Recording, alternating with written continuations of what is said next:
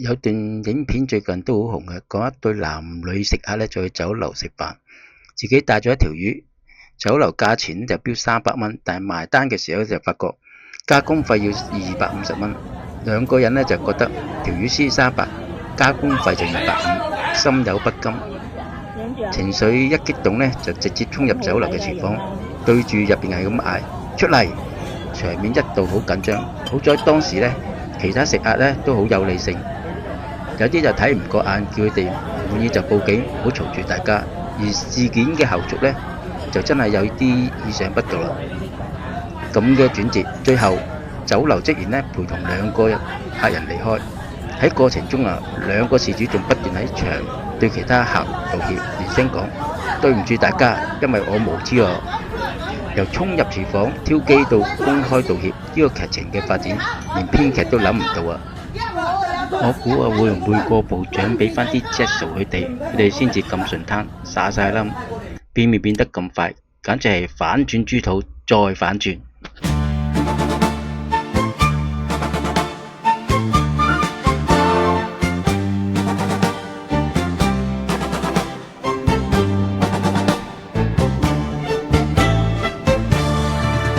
6三新叔公，酒樓開妥那面似面瓏，有加工識餐夢，自攜鳳攬星巴那上正鳳，廚房大遮籠，大遮籠，條魚300蚊仔，留加工都要250銀，睇張單真陰公，騰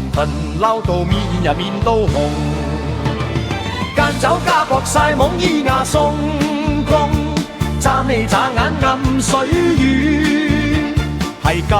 係借衰公，嚇到筷子要掉牙掉膠埋，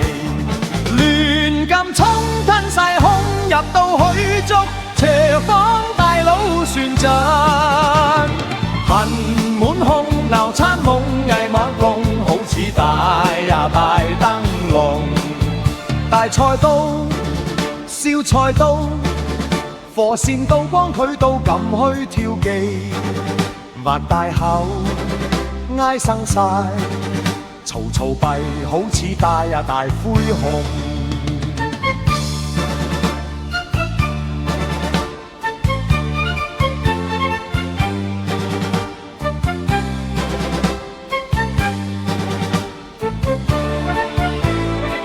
食客愛晒嘴兒燈，換燈洗手叫佢哋報警。經理道確唔同，連隨阿姐變面露啊露寬容。對唔住，我無知，起勢報功道歉，對唔住大家。海鮮價加工費，原來咁就要問清楚先好制。抵唔抵自意計加工寫晒酒樓菜單，食嘢問清楚。視頻發布你仲做網，好時勢做網紅大。